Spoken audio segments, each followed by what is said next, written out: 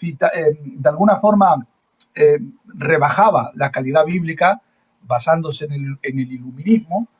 Posteriormente, el posmodernismo, que es hijo del liberalismo, también produjo ese mismo cauce, siguió esa misma estela. En ese modernismo se creía que ya se había llegado, hermanos, pues digamos al cenit, que ya no iban a haber más problemas. El modernismo vio cómo la ciencia aumentaba, cómo todas las cosas iban encauzándose por el camino que ellos creían que era lo moderno, lo bueno, donde ya no iban a existir más guerras. Esto, hermanos, se vio truncado por las 2 guerras mundiales que hubo y a su vez dio fruto a lo que actualmente estamos viviendo, que es el posmodernismo. Este último, hermanos, el posmodernismo, proclama, hermanos, que todo es relativo, que nada es concluyente, que no existe la verdad absoluta, sino la verdad subjetiva, y prueba de esto es el arte que manifiesta esta filosofía, porque las filosofías o las teorías o las propuestas que los hombres sacan se reflejan mucho en el arte. Así vemos que, por ejemplo, una buena expresión del posmodernismo puede ser la pintura de Picasso. Tú ves un cuadro de Picasso y no le encuentras el sentido. ¿Por qué? Porque está expresando un posmodernismo. O sea, en un espectro más amplio, incluso si tú ves el Guernica, tú ves ahí la cabeza de un toro. O sea, tienes que imaginarte, porque lo que está intentando llevar el posmodernismo no es la verdad absoluta, sino la verdad relativa, donde cada uno ve lo que a uno le parece ver.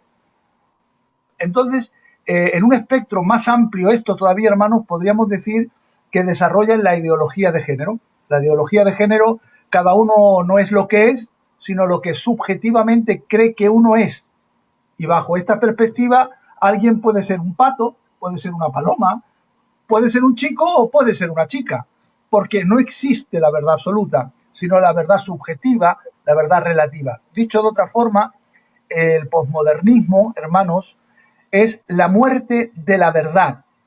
De ahí que el poeta Ramón de Campoamor expresase esa estrofa de ese poema que dice: y es que en el mundo traidor nada hay verdad ni mentira, todo es según el color del cristal con que se mira. O sea, cada uno lo ve como a uno le parece. Y dicho de forma telegráfica, hermanos, o de forma como telegrama, el posmodernismo dice: no hay Dios. Y si no hay Dios, la Biblia fue escrita por hombres. Y por lo tanto, como el hombre es falible, la Biblia contiene errores y redunda en la expresión de que no hay Dios realmente. Ese es un ataque que está sufriendo la palabra del Señor desde el exterior. Pero por otra parte, y en este frente la Biblia está sufriendo también mucho, hermanos, es un ataque que hay desde dentro de la propia iglesia, al negar que la Biblia, hermanos, no tiene todas las respuestas para la vida del cristiano. Y por tanto, como la Biblia no tiene todas las respuestas para la vida del cristiano, no es suficiente, sino es todo lo contrario, deficiente. Y se busca de esta forma en otras cosas el equilibrio de la supuesta deficiencia que tiene la Biblia, y en este grupo de creyentes, por ignorancia, mantienen esta postura. O sea, yo busco revelaciones o busco un sustento en otras cosas que no es la palabra del Señor. De ahí que cuando un mensaje de WhatsApp empieza a circular por las redes sociales diciendo que alguien ha visto una amenaza que viene a España y que hay que ungir con aceite las puertas, por ejemplo, todo el mundo, como no tiene suficiente base bíblica, como no entiende que la Biblia es suficiente para darnos absolutamente todo lo relativo a la vida del cristiano, pues empieza a buscar salidas opcionales y empieza a buscar soportes, digámoslo así, para, según ellos, sustentar lo deficiente que hay, porque la Biblia no abarca todo. Y ante esto, hermanos, ante esta situación, ante esto, la Iglesia debe declarar la verdad proposicional declarada en las Escrituras y manifestar la suficiencia de las Escrituras, que debe de ser en las iglesias, hermanos, la referencia inalterable de la total y absoluta norma del cristiano. Gloria al nombre del Señor. Bien, ¿Qué es la suficiencia de las Escrituras? Vamos a definir la suficiencia de las Escrituras de la Biblia como sigue. La suficiencia de la Biblia quiere decir que la Biblia contiene todas las palabras de Dios que Él quería que su pueblo tuviera en cada etapa de la historia de la redención. Y que ahora contiene todo lo que necesitamos que Dios nos diga para salvación, para confiar en Él perfectamente y para obedecerle perfectamente. Así que podemos definir esto, hermanos, como algo que tiene que formar parte de nosotros. Es afianzarnos en la Escritura porque entendemos que la Escritura es la que tiene todas las respuestas para la vida del cristiano. Ahora bien, cuando digo todas las respuestas, no quiero decir que la Biblia es un tratado como para saber lo que es el cosmos, porque ahí no, de eso no es, hermanos, la Escritura. O cómo se puede formar un submarino. No. La Biblia habla en cuanto a la relación de fe del creyente y todo lo que la vida espiritual del creyente compone. En eso sí tiene la total absoluta. O sea, es el consejo completo de Dios tocante a las cosas necesarias para su propia gloria, la gloria de Dios, y para la salvación. Salvación que es por fe, hermanos, y que hay que entenderlo, pero que tiene que estar sustentado en la palabra del Señor. Así que, dicho esto, básicamente podríamos definir que la suficiencia de las Escrituras es la respuesta que la misma Escritura da para mi vida cristiana y la que a su vez me capacita para poder desarrollar mi vida de una forma completa, eficaz, para la gloria de nuestro Dios. Gloria al Señor. No sé si ante esta definición tienes alguna duda, alguna pregunta, o si no continúo como tú lo veas. Pues si te parece bien, prosigue. Y si vemos alguna pregunta, de todas maneras, si tienes luego alguna pregunta, por favor, ir escribiéndola y no preocuparse que luego se la trasladamos. Por favor, las preguntas, como siempre decimos, ¿vale? Que sean preguntas con el tema que estamos hablando, ¿vale? De la suficiencia de las Escrituras. Sigue. Yo Bien. creo que te he entendido, y tus hermanos también. Estás hablando de que en las Escrituras podemos encontrar todo aquello que Dios ha querido que tengamos para nuestra suficiencia, para estar en lo que Él quiso, que tendríamos para estar en orden con Él, más o menos, ¿no? Exacto, que nosotros no necesitamos otra cosa más que la Escritura para desarrollar nuestra vida y para que nosotros podamos ser como Él quiere que seamos. Gloria al nombre del Señor. Vamos a tomar, hermanos, un pasaje que siempre es referencia apropiada cuando se toma el tema de la suficiencia de las Escrituras. En realidad hay tres pasajes paralelos o tres porciones en diferentes partes de la Escritura. Uno es 2 de Timoteo 3:16, que vamos a tocarla ahora. Y después tenemos las dos opciones en el Antiguo Testamento, que sería el capítulo 19 de los Salmos, el verso 7 al verso 9.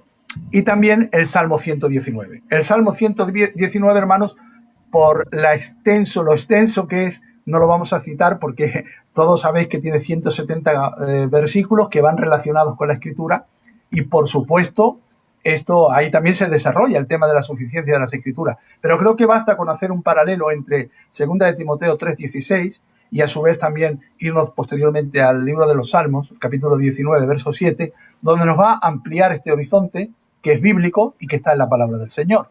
Así que, si tenéis vuestras Biblias, me podéis acompañar a 2 de Timoteo, capítulo 3, verso 16. Dice la palabra así, este archiconocido versículo de la Escritura, que gracias a Dios que está ahí, gloria al Señor, y qué bueno que así sea. Dice la palabra del Señor.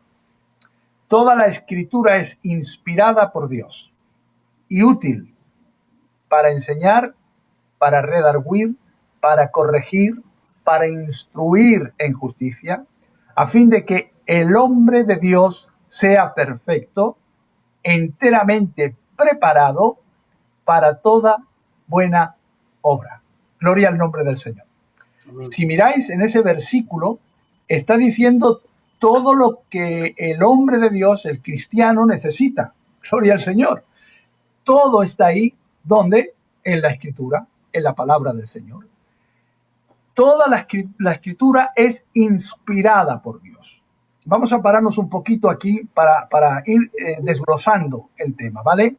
Aquí dice toda, pasa, la escritura, grafía, pasagrafía, theonustos, los tres términos que utiliza ahí el apóstol Pablo y que vamos a ir tocando un poquito por encima. Cuando dice toda, es pasa. O sea, esto quiere decir que toda la escritura completa, hermanos, toda la escritura es la palabra del Señor. Esto nos lleva a lo que comúnmente conocemos todo como la inspiración plenaria y verbal de la palabra del Señor.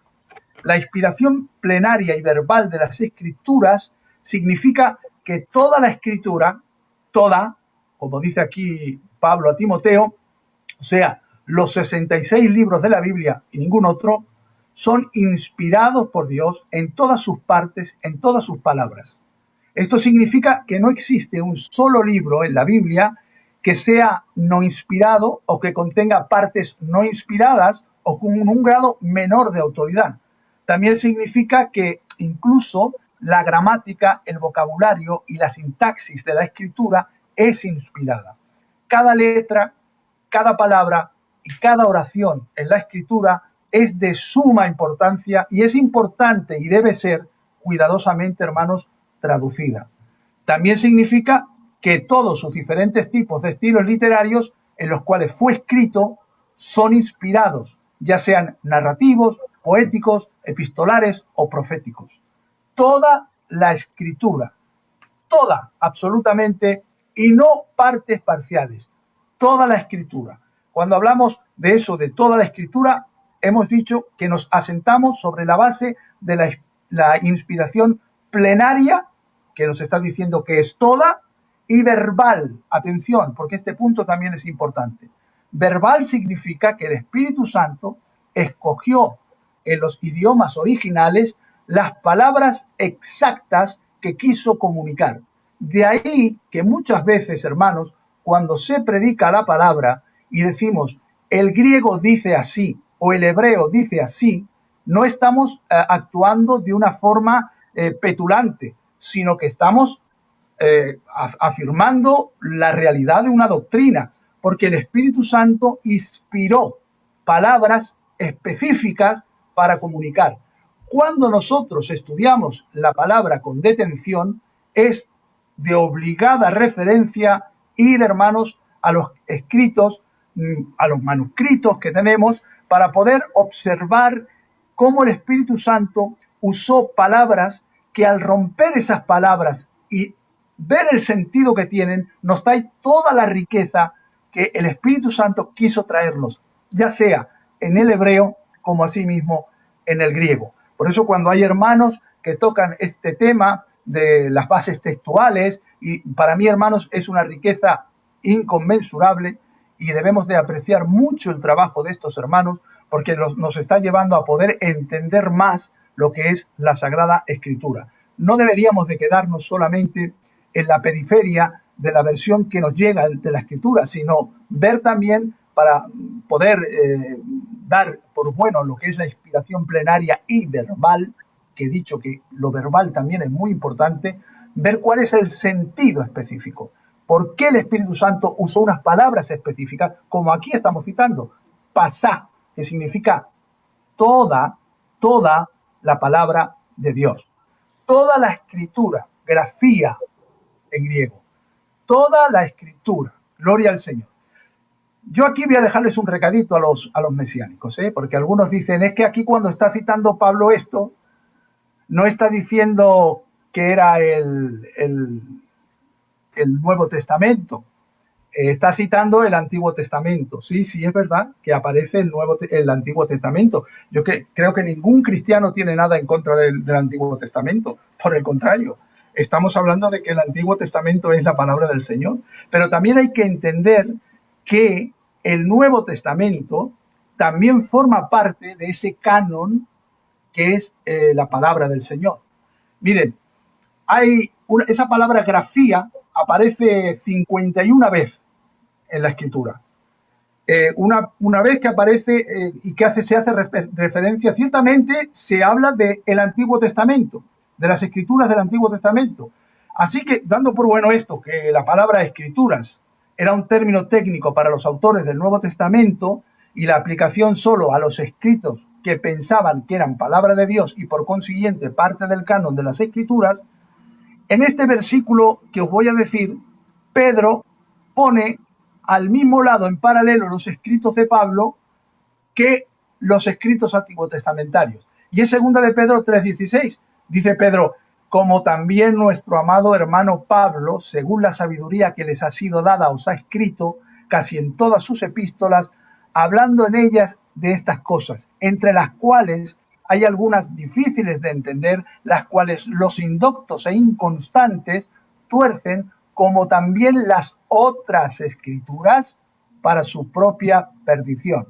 Aquí vemos que Pablo está colocando a la misma altura los escritos de Pablo con las otras escrituras y está dando por bueno que quebrantar las escrituras antiguotestamentarias o torcerlas y torcer los escritos de Pablo tienen el mismo resultado. Por tanto, el Nuevo Testamento forma parte del canon bíblico y por tanto podemos incluirlo en ese toda la escritura. Toda la escritura, dice el versículo que estamos examinando, es inspirada por Dios. Esa palabra que ya muchos lo hemos dicho, theonustos, quiero deciros que es una palabra que no existía en el griego, no existía, Pablo se la inventó. Pero el griego tiene esta facilidad, que cuando no hay una palabra específica se puede inventar, y él la compuso, theonustos, palabra inventada por Pablo que significa Dios soplada o alentada o Dios respirando por su palabra o el aliento de Dios. Dios soplada, gloria a Dios. Quiere decirse que al ser inspirada es soplada. La palabra inspirada, hermanos, tiene relación con lo escrito. Con lo escrito. Dios reveló e inspiró para que la escritura fuese infalible. Gloria al nombre del Señor. De forma que cuando escribieron fue de forma inspirada y la Biblia en ese sentido no contiene errores.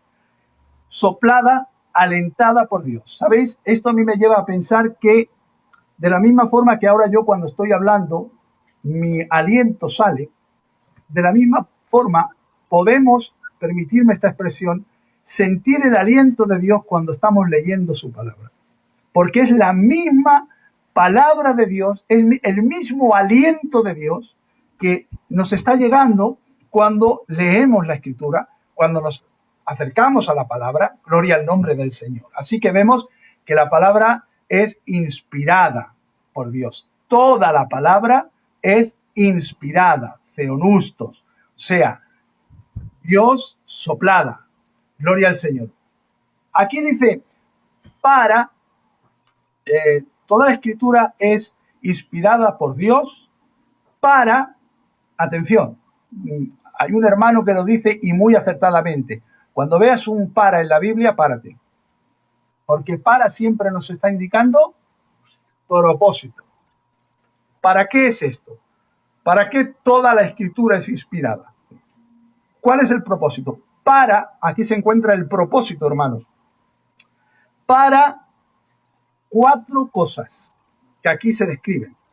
Para enseñar, para redarguir, para corregir, para instruir en justicia. Luego aquí vemos 4 cosas que emanan del aliento de Dios, de la palabra de Dios para nosotros. Y ese para nos está indicando el propósito por medio del cual la palabra de Dios ha sido escrito. Primero es para enseñar. Esa palabrita didascalia, enseñar. También se puede traducir, hermanos, doctrina. Así que la doctrina, hermanos, no es un virus. La doctrina no es algo de lo que tenemos que alejarnos.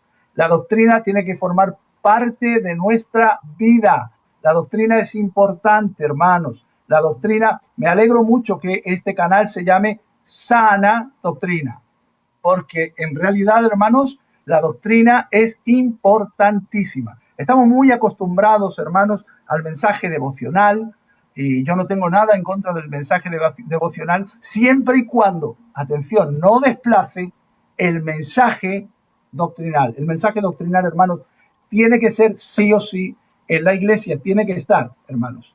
Se refiere, hermanos, aquí en la palabra enseñar a la instrucción divina o al contenido doctrinal tanto del Antiguo como del Nuevo Testamento. Lo que se quiere decir es la actividad de impartir conocimiento acerca de la revelación de Dios en Cristo. Mirad, hermanos, la iglesia que no tiene estudio bíblico es una iglesia en la que le falta un elemento esencial. La iglesia que no tiene estudio bíblico es una iglesia en la que le falta un elemento esencial.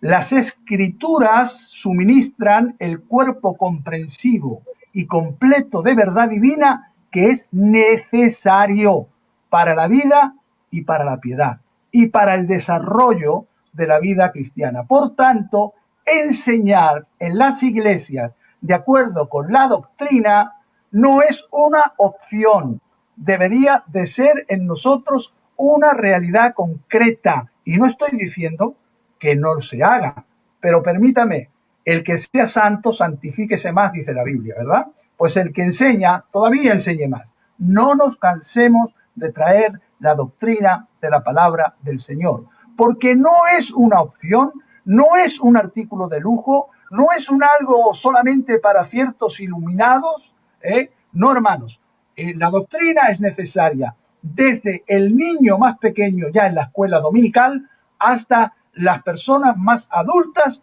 que deben de tener una formación doctrinal para saber en quién hemos creído. Y aquí Pablo está diciendo en este versículo que la Biblia tiene la capacidad para eso. ¿Por qué? Porque ha sido escrito con ese sentido. Si la Biblia es toda la palabra de Dios, es inspirada, y ahora encontramos el para que nos indica el propósito de que eso haya llegado a nuestras manos, de que la Biblia haya llegado a nuestras manos, es para enseñar, para doctrinar.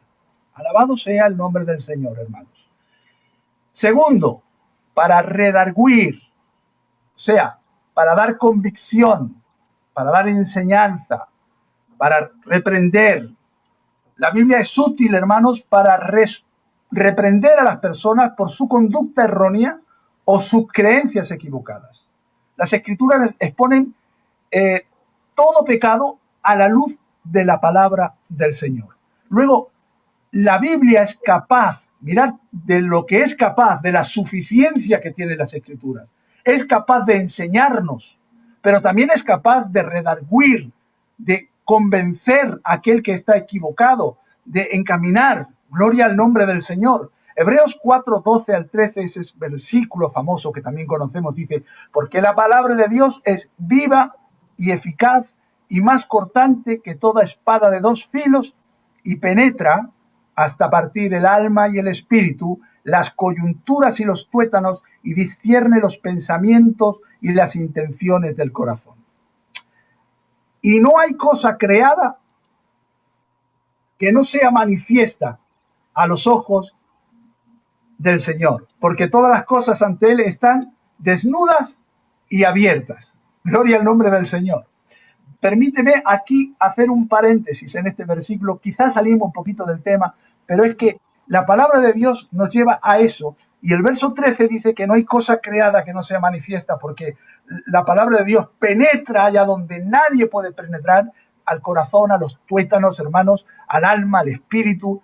Eso solo lo puede hacer la palabra, eso solo lo puede hacer la suficiencia de las Escrituras. Solamente a esos lugares no puede acceder nadie que no sea la palabra, porque el Espíritu Santo va a obrar en nuestra vida por medio de la palabra de Dios. Si nosotros no oímos la palabra, la fe no emana. Dice, la fe viene por el oír. ¿Y el oír qué? La palabra de Dios. Luego, la palabra de Dios es la llave que abre, hermanos, la fe. Y es la llave para poder nacer de nuevo, dice Pedro, siendo renacidos no de simiente corruptible, sino de incorruptible, por la palabra de Dios que vive y permanece. Gloria al nombre del Señor. Luego, la semilla de la palabra tiene la capacidad de generar el nuevo nacimiento en tu vida, en mi vida y en todo aquel que escuche la palabra del Señor. Gloria a Dios. Esto es importantísimo, hermanos. Es importantísimo. Esa palabra de que todas las cosas están desnudas y abiertas, y yo voy a hacer aquí un pequeño matiz, ese abierto, hermanos, abiertas, porque ante Dios no podemos escondernos, hermanos. Ante Dios estamos todos desnudos. En el texto original, o en el griego, vamos a decirlo así, significa tetragelizo, que significa agarrar por la garganta o por el cuello, exponer el gaznate de una víctima para matarla, para abrirla.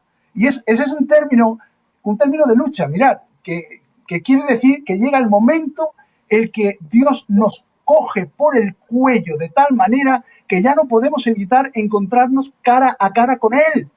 Llega el momento, hermanos, en que no podemos evadirnos más de Dios. Ese era uno de los términos o acepciones por los cuales se usaba esta palabra de que todas las cosas están abiertas delante de su presencia. En segundo lugar, también se utilizaba en el sentido de despellejar animales, ¿vale? Estos animales se colgaban y se les quitaba la piel. Y la gente, hermanos, muchas veces nos juzga por nuestra apariencia, por nuestra conducta, por nuestro disfraz, porque a veces tenemos un disfraz para la gente, pero ante Dios, hermanos, estamos como estos animales con el cual se usaba esta palabra. Estamos despellejados, sin disfraz, nos quedamos sin el disfraz, gloria a Dios. Y en tercer lugar, hermanos, muchas veces se usaba este término tetragelismo a un criminal o a alguien que estaba a juicio y que era enviado para ser juzgado. Y este hombre, cuando agachaba la cabeza por vergüenza para que la multitud no lo viera, se le ponía un puñal debajo de la barbilla para obligarle a mantener la cabeza alzada y que todos pudieran ver su deshonra.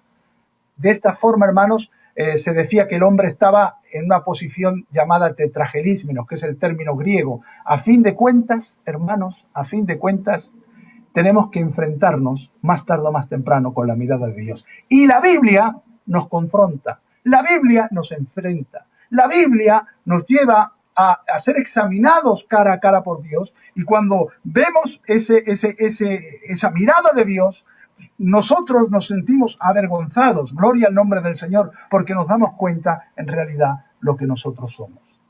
La Biblia dice, la palabra de Dios, que es útil para enseñar, para redarguir, tercer punto, para corregir. Mirad la suficiencia de la Escritura. Enseñar, redarguir, corregir.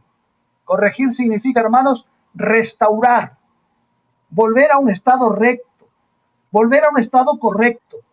Y se usa en las Escrituras aquí, precisamente en ese versículo que acabamos de leer, se refiere, hermanos, a una mejora en la vida y en el carácter. Gloria al Señor. Mirad, si reprender enfatiza el aspecto negativo, que es redarguir, lo que acabamos de ver anteriormente, corregir significa el lado positivo. No solamente se debe advertir al pecador que deje el mal camino, sino que también se le tiene que corregir, y también al cristiano se le tiene que corregir. ¿Por qué? Porque si nadie es orientado hacia el camino correcto o derecho, cada uno puede hacer lo que quiera. Por tanto, corregir es una de las capacidades o de las virtudes que la palabra de Dios tiene. Mirad, 3 puntos ya.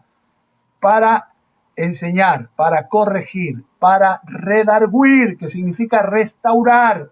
La Biblia es capaz de restaurarte. La Biblia es capaz de volverte nuevamente a la senda. Cuando escuchamos la palabra de Dios, es la que nos puede restaurar nuestra vida. A veces, hermanos, hemos esperado, venga, vamos a día de restauración. Hoy es el día de restauración, como si Dios nada más que restaurara en un día y los demás días de la semana no restaurase. Hermanos, el que tiene la capacidad para restaurar nuestras vidas es la palabra de Dios. Por eso dice la Escritura que tiene la capacidad para corregir, para restaurar. Gloria a Dios.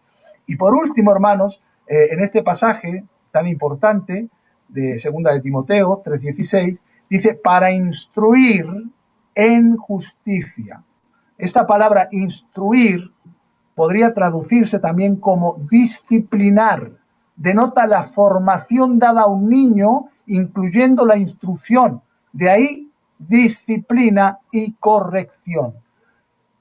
Luego, la Biblia también tiene la capacidad de instruir en justicia, o sea, de corregirnos, pero también de disciplinarnos para darnos una formación correcta. Y la disciplina, ya que digo aquí esto, hermanos, que nadie se la tome como un castigo. La disciplina nunca es un castigo. La disciplina es una medicina. Gloria al nombre del Señor.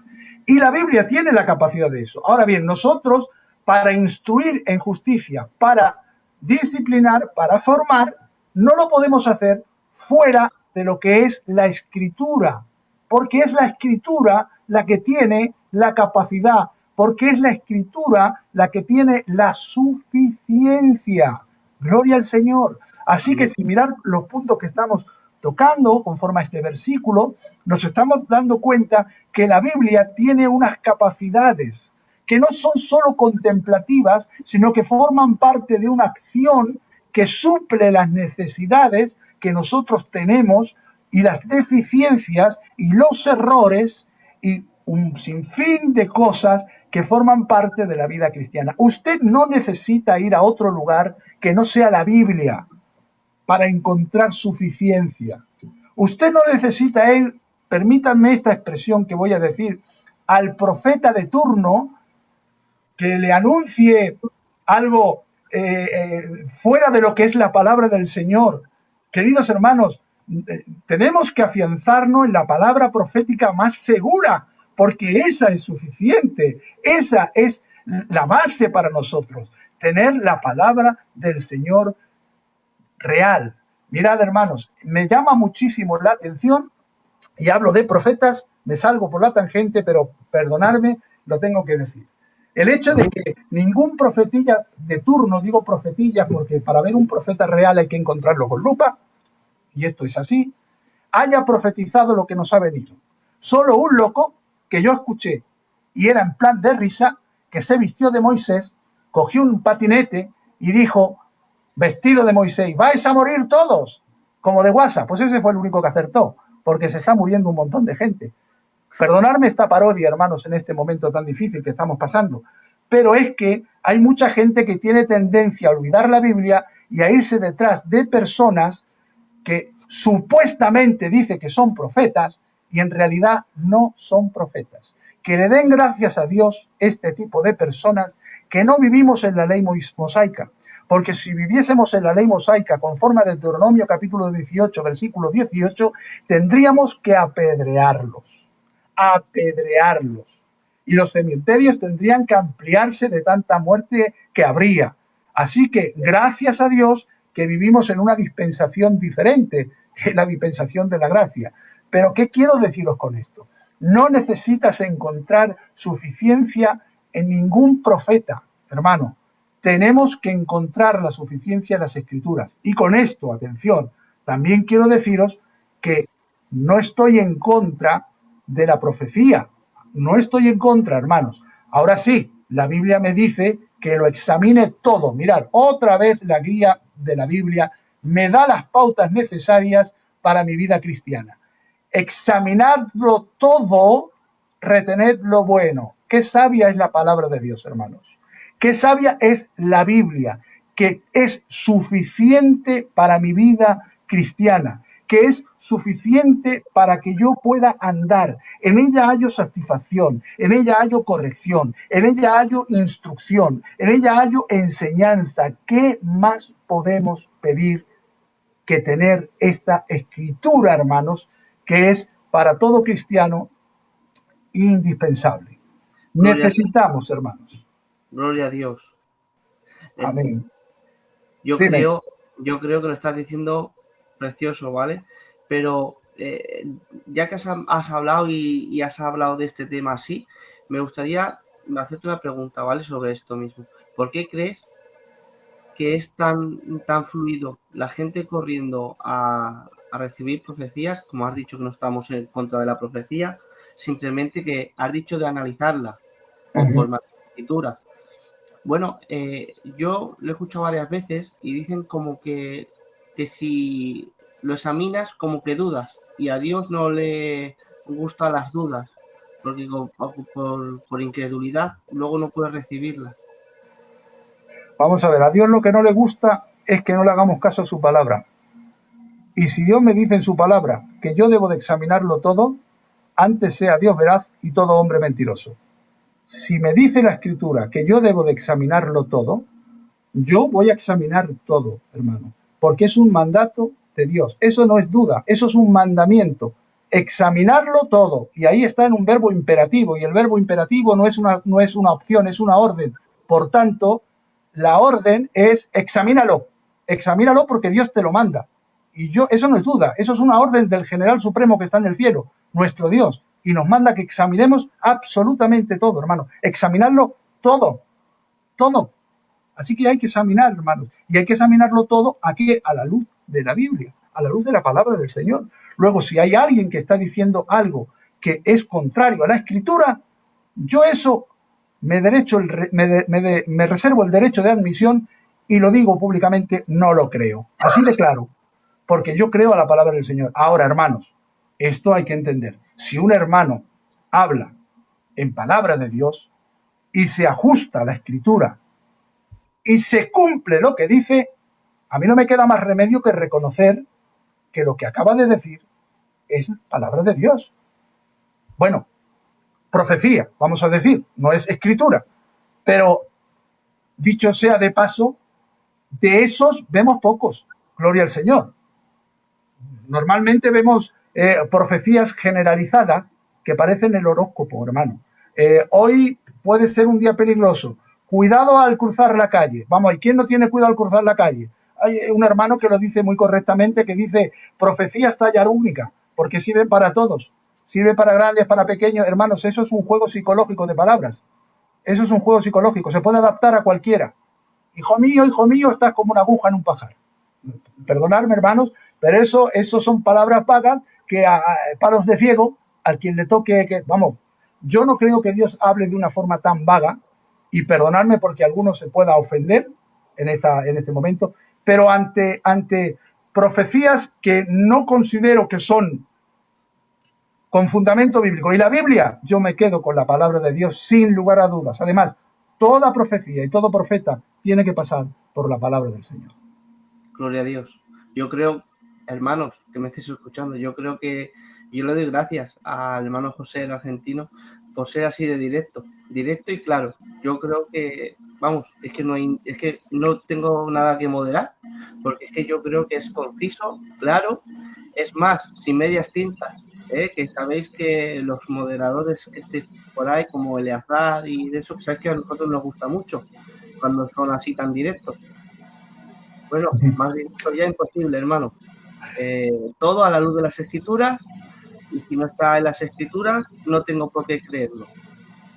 Y dicho esto, hermanos, el otro día hablábamos nosotros, entre los obreros, y hablábamos de las experiencias, ¿no? De las palabras proféticas que a alguien le ha llegado, y algún hermano contaba experiencias que, bueno, de acuerdo a las experiencias que ellos han tenido, ellos deducían que les había hablado el Señor, y eso yo no lo voy a poner en duda, porque eran obreros, eran siervos del Señor, y explicaban unos testimonios que no los voy a contar aquí para no identificar a los hermanos, que no es nada malo, pero no viene al caso.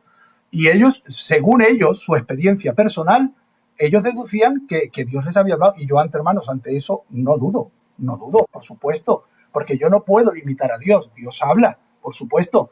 Ahora bien, yo personalmente, hablo de mí. A mí Dios me habló siempre desde un principio por medio de la palabra de Dios.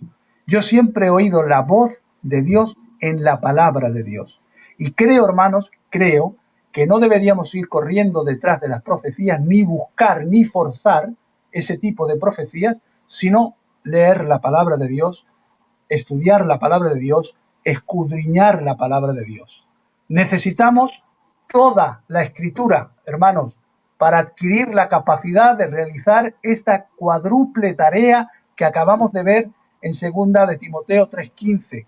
Enseñar, administrar, reprender, corregir, entrenar en justicia, con un glorioso propósito en mente, un propósito, hermanos, que a su manera y a su tiempo Dios hará que sea comprendido en él. Gloria al Señor. En él. Tenemos que estudiar la palabra, tenemos que dirigirnos a la palabra. No porque el tiempo que esté estudiando es un tiempo perdido, no te equivoques. Estoy yendo a la palabra de Dios, que es la que me puede dar todo lo que necesito, porque por eso precisamente es suficiente la palabra. Cuando estamos hablando de la suficiencia de las Escrituras, es que la palabra de Dios tiene la capacidad de suplir todo lo que yo necesito y de orientarme y de reorientarme y de indicarme qué debo de hacer y de ordenarme por dónde debo de ir. Mirad, hermanos, ¿qué debemos de hacer además de lo que Dios nos ordena en la Biblia? Una pregunta, ¿qué debemos de hacer además de lo que Dios nos ordena en la Biblia? Os lo digo, nada, absolutamente nada, nada. Si guardamos la palabra de Dios, si guardamos la Biblia, seremos perfectos y estaremos haciendo toda buena obra que Dios espera de nosotros. Eso es lo que dice la Biblia, para que el hombre de Dios sea perfecto, perfectamente preparado para toda buena obra. Si yo me sujeto a la palabra de Dios, si me sujeto a la suficiencia de las Escrituras, estaré haciendo lo que Dios quiere. Y no tengo que hacer ni más ni menos, solo lo que dice la Escritura, la palabra gloriosa de Dios. Así que hay que buscar a Dios en su palabra, leer la Biblia, aprender de la Biblia, enfocarnos en la Biblia, porque es necesario, hermanos, es necesario que la Iglesia busque en la palabra de Dios, porque el mal que está existiendo dentro de la propia Iglesia y todos los males que le han venido a la Iglesia en el transcurso de la historia ha sido por un abandono de la Escritura. Cuando la Iglesia ha olvidado la Escritura y la han suplantado, ya sea por normas, por concilios o por etcéteras, la Iglesia ha entrado en unos periodos de oscurantismos. Y cuando la Escritura ha sido rescatada nuevamente y ha sido puesta en el lugar que corresponde, han venido, atención, los verdaderos avivamientos. Los avivamientos verdaderos vienen cuando se pone a la Biblia en el lugar que se le tiene que poner, cuando la Biblia ocupa el lugar que tiene que ocupar, cuando nosotros nos enfocamos en la Biblia, cuando nosotros leemos la Escritura, entonces salimos de los periodos oscurantistas, como ese periodo oscurantista que duró desde el 400 hasta la época de la Reforma. Y en la Reforma, cuando los reformadores pusieron otra vez la Biblia en el lugar que debía de estar, hermanos, eso fue un gran avivamiento porque produjo la Reforma. Y a su vez, gracias a la Reforma, estamos nosotros hoy aquí. Gloria al nombre del Señor. Así que la Biblia, hermanos, es indispensable. Y la Biblia no solamente es un libro para leerlo, la Biblia es un libro que emana una capacidad para suplir nuestra necesidad. Y yo quiero ir al Salmo, hermanos, al Salmo 19:7, y vamos a leer ahora esa segunda parte. No sé si, David, tienes que decir algo, yo paro, escucho. ¿Qué va? Solamente un minuto. Gracias a todos los que estáis ahí, Manuel Muñoz, Aarón Salma, Juan Jiménez, Eleazar, mi compañero del canal, el tío Cacho, está nuestro hermano José de Catral, Dios te bendiga mucho, el Pedro de la Cati, bueno, y demás hermanos que lo estáis viendo. Si te has conectado tarde, un poquito antes has dicho que no menosprecies las profecías. ¿Por qué? Porque la misma Escritura te da señales de eso. Ahora bien, Si tú o yo ofrezco algo extraescritural o algo, por ejemplo, que vaya contra la escritura, como ha dicho el hermano, dice que ha dicho un imperativo, ha dicho que debemos de examinar todo a la luz de las escrituras. Entonces, si lo tenemos que examinar todo, yo creo que ya está. Lo que pasa, José, antes de que te pases al otro lado, y sigo un poco con esto, ¿vale? El problema que veo es que cogen, por ejemplo, versículos del Antiguo Testamento, dice, por ejemplo, uno en Amós, que ha escrito ahora aquí, dice, porque Dios no dejará de revelar, no hará nada en oculto sin que antes se lo revele a sus profetas. Por ejemplo, y eso lo trasladan y lo meten ahora a nosotros, al siglo XXI. Y claro, y ahí está muchas veces el conflicto. No sé si me he explicado. Te entiendo. Vamos a ver, mira, no quisiera hacer daño a ningún hermano, porque con esto hay que ir con mucho cuidado. Sí. Pero sí, lo que no podemos es extrapolar, como bien has dicho, versículos que corresponden al Antiguo Testamento, sacarlos de contexto para después querer aplicarlos a una dispensación diferente que es la presente de la Iglesia. Nosotros estamos edificados sobre el fundamento de los apóstoles y profetas, ¿vale?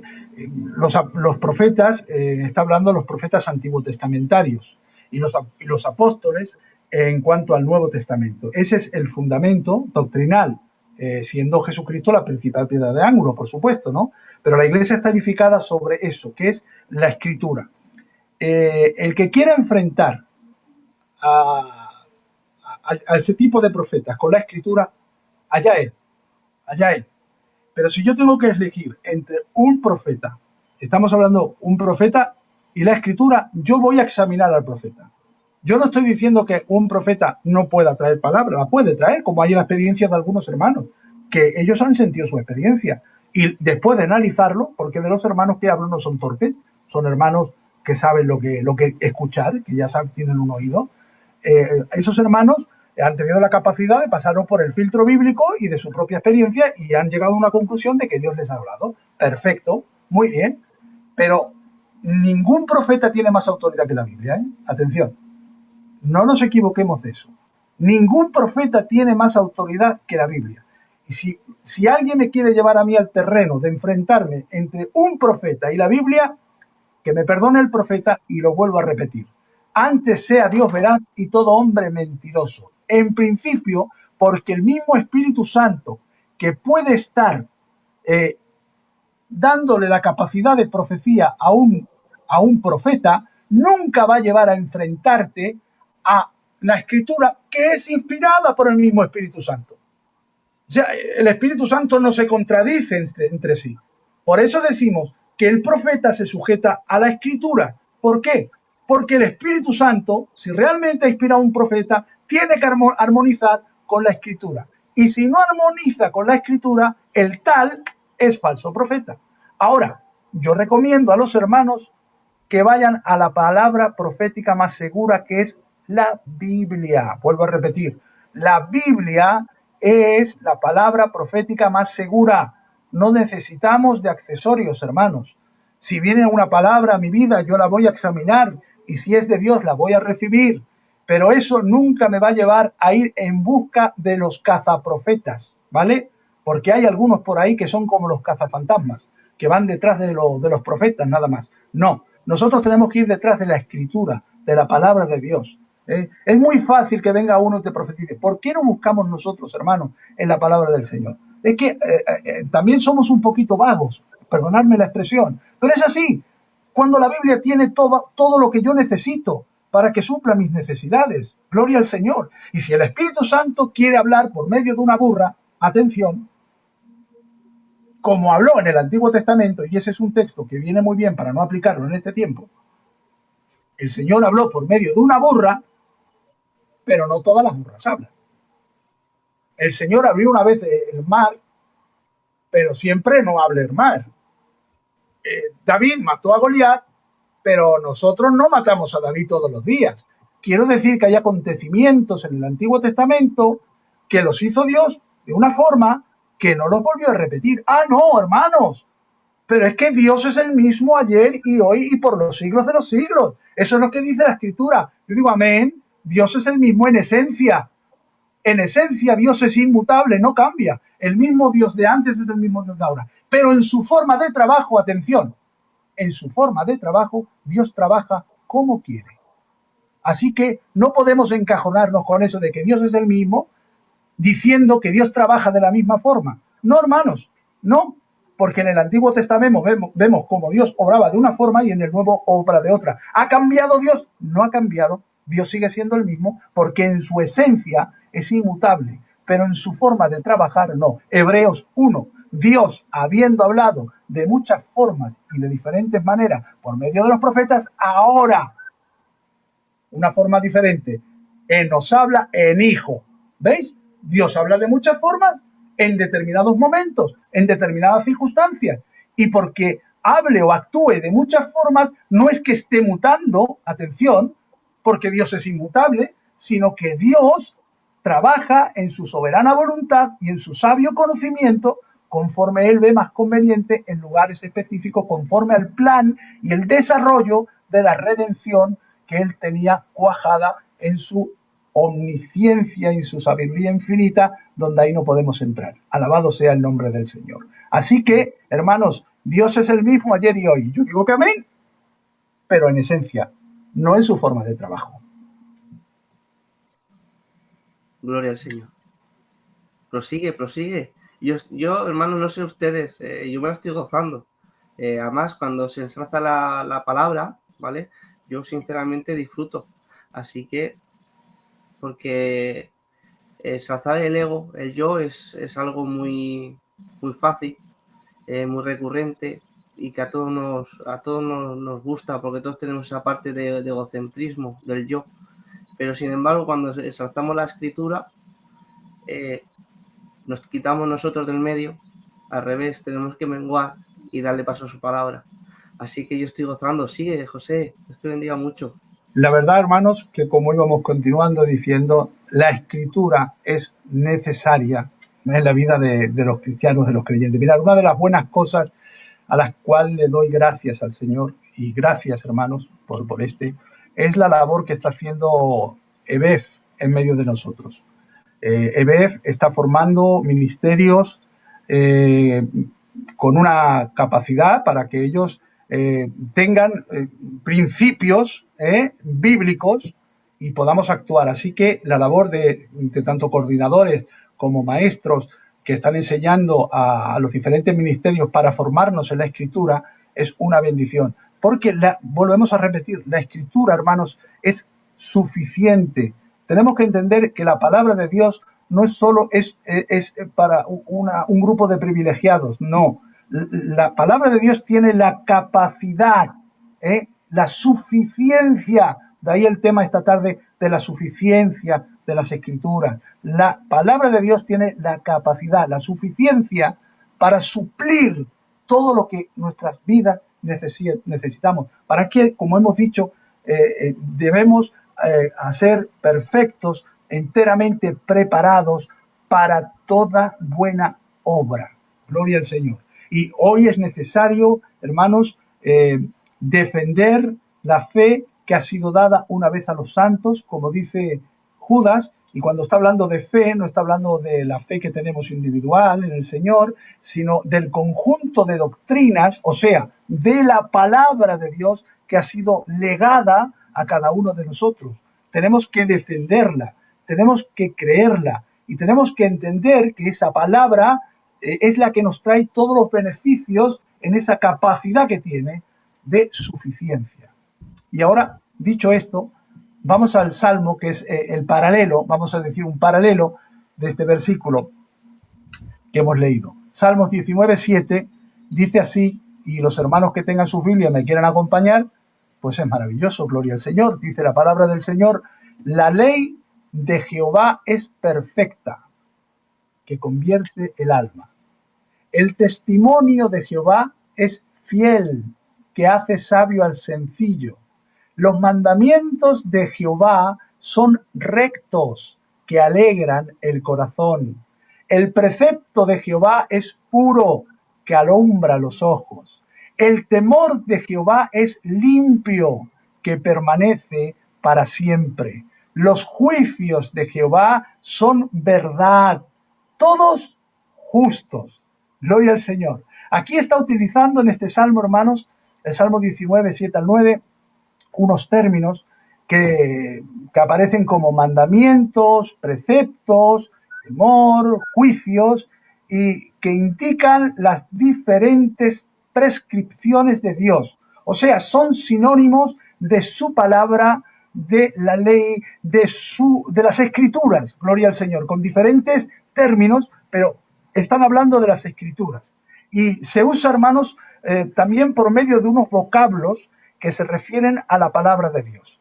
En los versos del 7 al 9 que hemos leído, vemos, por un lado, los adjetivos pasivos que le llaman, adjetivos pasivos. Y estos adjetivos pasivos, hermanos, describen lo que es la palabra de Dios. O sea, la palabra de Dios es perfecta, es fiel, es verdadera. Todos esos adjetivos que aparecen en los versos del 7 al 9. Y por otra parte, no se queda solo en los adjetivos pasivos, que serían aquellos que nos llevan a contemplar lo hermoso que es la palabra del Señor, sino que también, a su vez, nos habla de verbos en voz activa, que es aquella parte que dice que la palabra de Dios restaura el alma, hace sabio al ingenuo, etcétera, etcétera, conforme hemos leído. Así que podemos examinar en este Salmo 19 que se dan 6 atributos o 6 características que son adjetivos con sus correspondientes efectos que son los verbos activos en las vidas de las personas. Por una parte, los adjetivos y por otra parte, los verbos activos. Yo sé que algunos hermanos a lo mejor dicen, uy, esto es, vamos a ver, entiendo que estamos en sana doctrina, ¿vale? Y si esto no se puede decir aquí, hermanos, ya no sé dónde lo puedo decir, porque entiendo que el que se acerca a este canal se acerca para aprender, se acerca para enfrentarse con la Biblia, para escudriñar la Escritura. Así que permitirme usar esta terminología de adjetivos y de verbos para poder entenderlo mejor. José, dime. Siéntete totalmente en libertad, porque lo vuelvo a decir, de verdad, el otro día el Eleazar también quería decirlo, y lo queremos repetir cuantas veces haga falta. Yo sé que hay muchos canales, hay mucha diversidad, ¿vale? Pero este canal es para esto, para la doctrina y para seguir confrontándonos, como estás diciendo, con las escrituras, ¿vale? Así que aquí no miramos ni tiempo, porque yo sé que cuando vas a compartir, por ejemplo, un consejico en una iglesia, pues igual pues uno se eso más para no ser canso, pero el que viene aquí le damos gracias al Señor, que es porque sabe a lo que viene, que son temas escriturales y temas donde necesitas un desarrollo y como está haciendo hoy, ¿vale? Así que nada, adelante. Muy bien, gracias, David. Dice el Salmo, la ley de Jehová es perfecta, primer punto que vamos a ver, el verso 7. La ley de Jehová es perfecta, que convierte el alma. Vamos a ver primero, perfecta. La ley de Jehová es perfecta. O sea, es una palabra que significa perfecto, sin mácula, sincero, entero, total, completo, cabal, lleno. Perfecto. La palabra de Dios es perfecta. No se le puede sacar un pero, no se le puede sacar un reproche, no se le puede sacar un renuncio. Es completa. Y esa capacidad es el conjunto de doctrinas para instruir nuestra vida. La instrucción de Dios. O sea, es el manual de instrucción. La palabra de Dios es perfecta, es el manual de instrucción. Esta ley es perfecta, es completa. Son las instrucciones completas. No le faltan nada, no hay nada que añadir. Lo abarca todo. Gloria a Dios. Cuando se te rompe un electrodoméstico, o crees tú que se te rompe o no lo entiendes cómo funciona, lo normal es ir al manual de instrucciones.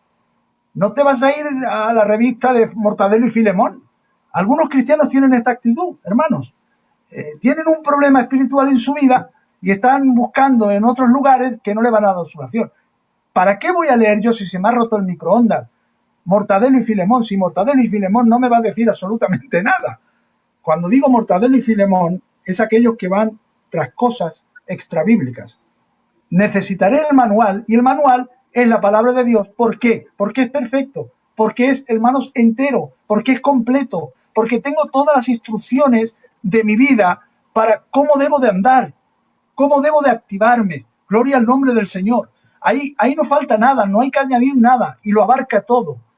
Este es un adjetivo pasivo que nos dice lo que es, o sea, la capacidad que tiene la Escritura. Es perfecta, pero tiene, hermanos, una parte que es un verbo activo.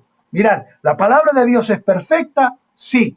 Ahora, y tiene el poder de transformar. Por eso dice, la palabra de Dios es perfecta, que convierte al alma. Esa es la parte activa.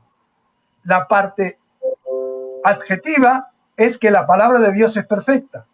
La parte activa es la consecuencia, la suficiencia que tiene esa palabra, que no solo es perfecta para ser contemplativa, sino que también es activa y tiene el poder de transformar. Gloria a Dios. La ley de Jehová es perfecta, que convierte, atención, el alma. Ahí vemos la suficiencia de las Escrituras, hermanos. Cómo la palabra es perfecta, pero a su vez nos convierte. Gloria a Dios. Por otra parte, dice el salmista, el testimonio de Jehová es fiel, que hace sabio al sencillo. Otra vez se repite lo mismo. En la primera parte nos está hablando del adjetivo pasivo. El testimonio de Jehová es fiel. El testimonio de Jehová es fiel. Quiere decir, hermanos, este testimonio no está hablando de que Dios testifica, no está hablando, hermanos, de la palabra de Dios, de la Torá, de la palabra, de la Biblia. Sabéis que a las dos tablas de la ley se las llamaban Edot. Edot es la palabra que aquí aparece y se nos habla de la escritura. Las tablas de la ley eran el testimonio del Señor. Por eso en el arca del testimonio estaban la palabra de Dios, los mandamientos que Dios escribió. Y al tabernáculo también se le llamaba el tabernáculo del testimonio. Gloria al nombre del Señor. Así que la palabra de Dios o el testimonio de Jehová es fiel. Es fiel, hermanos. Es verdadero. Gloria al Señor. Que hace, y esa es la parte activa. Ese es el verbo activo. Se deja el adjetivo para convertirse en algo suficiente. Que hace sabio al sencillo. Gloria al Señor. O sea, la palabra de Dios es fiel y otorga sabiduría. Hace sabio al sencillo, al simple, aquel que la recibe como un niño.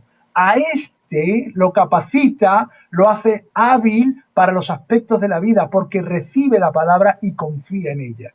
Fijaros que la palabra nunca se queda pasiva, sino que la palabra produce. Gloria al Señor.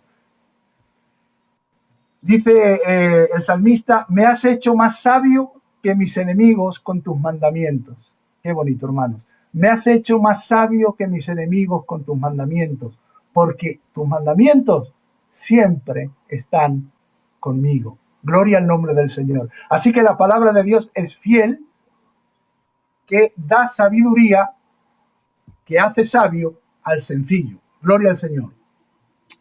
Tercero, los mandamientos de Jehová son rectos, que alegran el corazón.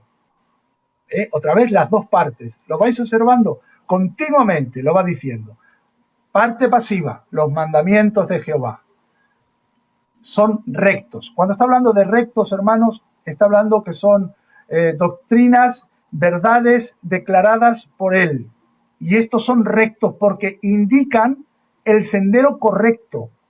Te llevan por el camino adecuado, por la dirección correcta para nuestra vida. Son rectos. No te hace dar 50.000 vueltas. Es recto. Los mandamientos de Jehová son rectos. Gloria al nombre del Señor. Pero tienen. Ahora viene otra vez lo que acabábamos de decir. Dejamos el adjetivo y nos volcamos en el verbo otra vez. Y alegran el corazón. Gloria al nombre del Señor. Alegran el corazón porque, mirad, vivir de acuerdo a la voluntad de Dios revelado en su palabra resulta en gozo, hermanos, en satisfacción en nuestra vida.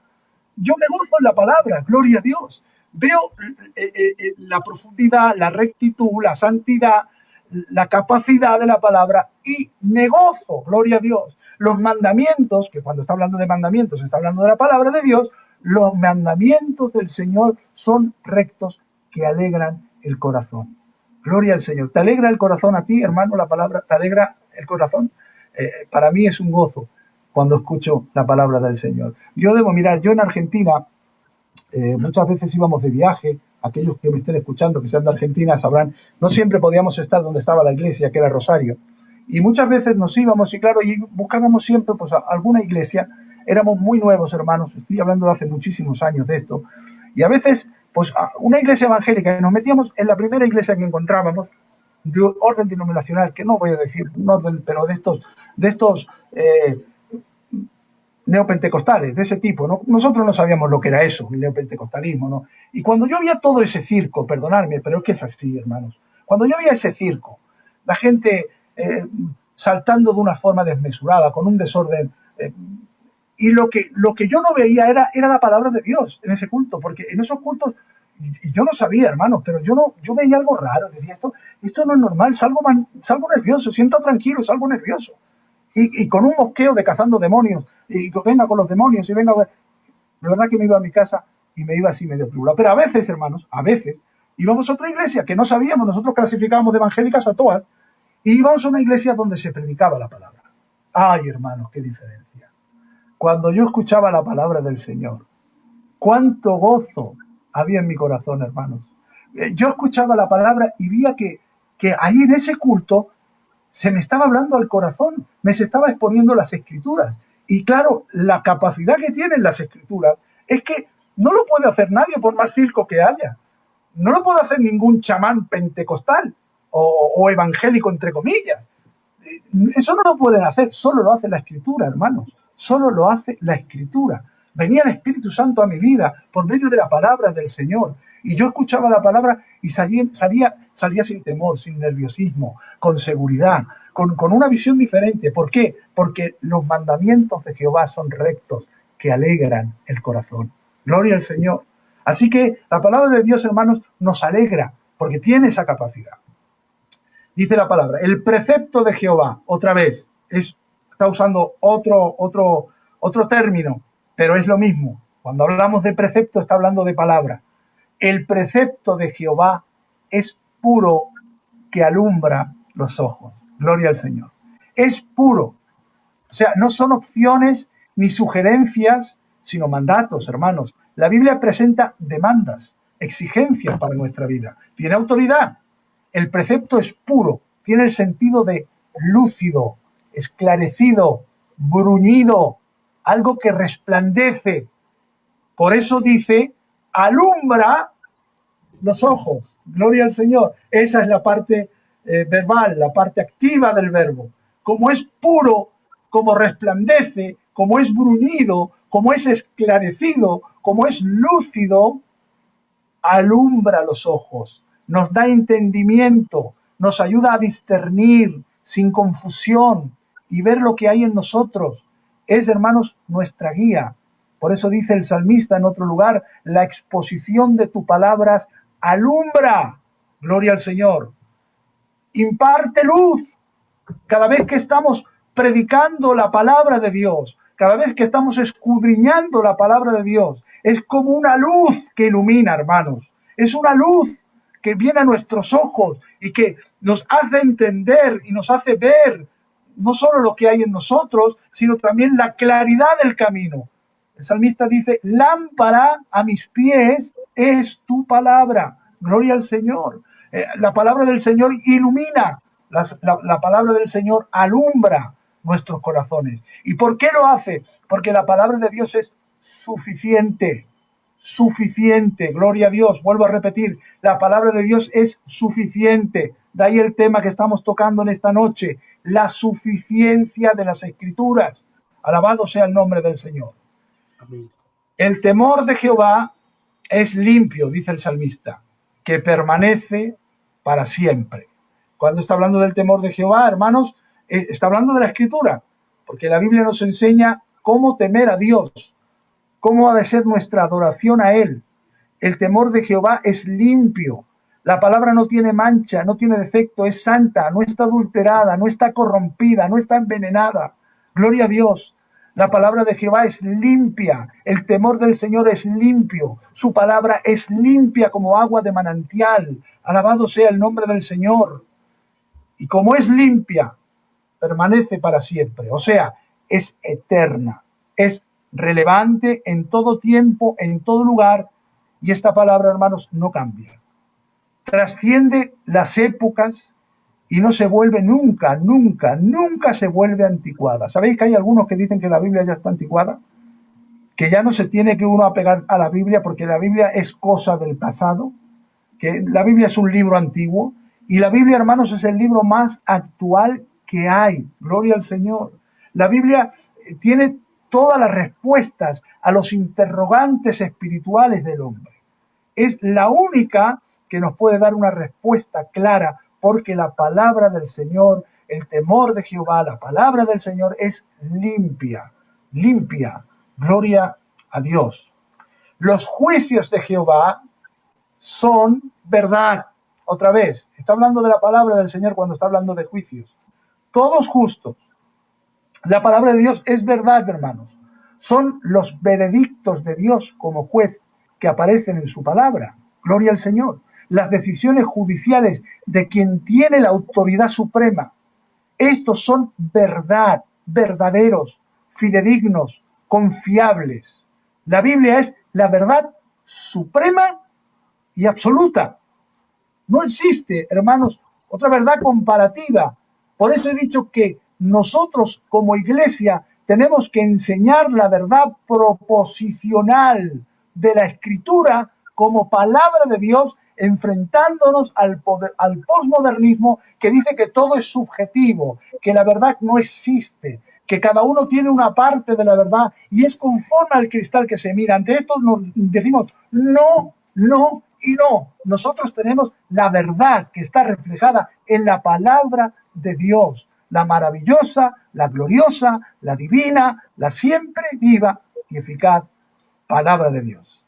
Y por eso, hermanos, a lo que nos atañe a nosotros, dice que los juicios del Señor son verdad, todos justos, o sea, derechos, que nos hacen estar en una posición de justicia delante de Dios. Gloria al Señor. La palabra de Dios es suficiente, es perfecta, es fiel, es recta, es pura, es limpia, es verdad. Y ahora la pregunta es, ¿a qué otra cosa vas a recurrir para encontrar consejo mejor que este? Que es el de la Biblia, de la palabra de Dios. La palabra de Dios transforma el alma, hermanos. Hace sabio al sencillo, trae gozo a la vida, alumbra los ojos, no pasa de moda, es justa. ¿Qué más puedes necesitar? En la palabra de Dios tenemos todo lo necesario, hermanos. Es perfecta, podemos confiar en la palabra de Dios, descansar en sus promesas y testimonios.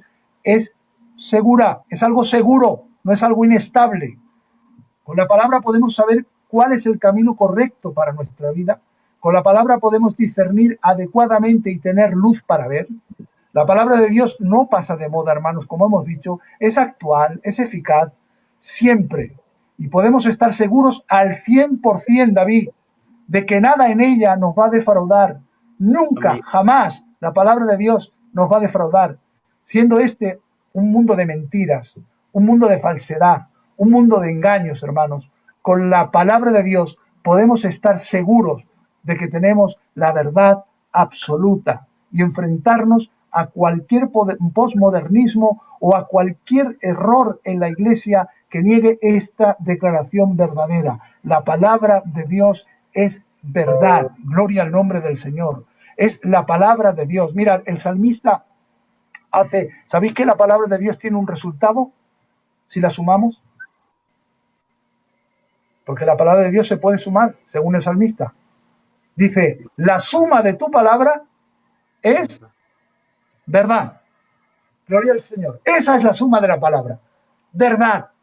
Si sumáramos a la palabra, si pudiéramos sumarla, el salmista dice, el resultado final es verdad, porque la palabra es verdad, hermanos, es verdadera y es pura. Y el Señor dijo, hablando de nosotros, de la iglesia del Señor que habría de venir, santifícalos en tu verdad.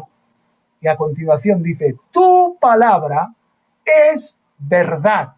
Gloria al nombre del Señor. Por eso esa verdad que ha sido dada una vez a nosotros los santos, tenemos que defenderla, hermanos, a capa y espada. Tenemos que defenderla con toda la capacidad que tengamos. Tenemos que ponerla en el lugar que le corresponde, porque la palabra de Dios, hermanos, es viva, es eficaz, es el aliciente de nuestra vida y tiene la capacidad, tiene la suficiencia. Te lo repito otra vez en esta noche, la capacidad, la suficiencia de poder llevar tu vida al nivel que Dios quiere para que seas un hombre o una mujer enteramente preparado para toda buena obra.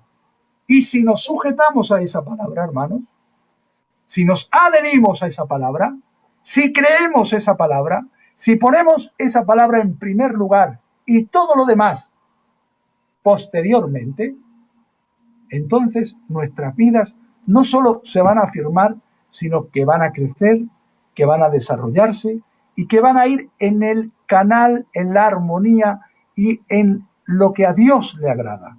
A Dios le agrada que nosotros nos sujetemos a su bendita y a su gloriosa palabra. Voy a terminar, hermanos, y si después hay alguna pregunta de algún hermano, si la sé la respondo, y humildemente, si no la sé, hermanicos, voy a decir, pues no la sé, porque yo no lo sé todo. Créeme que sé mucho menos de lo que quisiera saber. Solo sé que no sé nada, como dijo aquel, y hay que ser humildes, hermanos. Te decía David que aquel que sabe y no sabe, que sabe, ese está dormido, hay que despertarlo. Gloria al Señor. El que no sabe y sabe que no sabe, en el caso mío, es humilde, enséñale. Pero, atención, el que no sabe y no sabe que no sabe, ese es un peligro. Huye de él, porque es un peligro andante. Así, hermanos, que con humildad en esta tarde o en esta noche, tarde-noche ya no sabemos ni la hora que es, quiero dejaros con este sabor. Hermanos, la Biblia es el fundamento del cristiano. Lee tu Biblia, escudriña la Biblia, obedece la Biblia. ¿Por qué? Porque la Biblia tiene la suficiencia para suplir tus necesidades. Por tanto, defendemos que la palabra de Dios es suficiente para todos y cada uno de nosotros. Esto viene muy a colación, hermanos, con lo que se dijo en el siglo XIV, XV, cuando ya empezó la Reforma. Los reformadores, una de las cosas que rescataron fue la Escritura, hermanos, y las 5 solas. Las 5 solas, que todos sabéis. Pero os voy a decir algo. Las 5 solas forman como un edificio. Y la cúpula de ese edificio sería la última sola que dice, solo dei gloria, solo la gloria a Dios. Pero la base, hermanos, la base de esas 5 solas, ¿sabéis cuál es? La primera sola Escritura.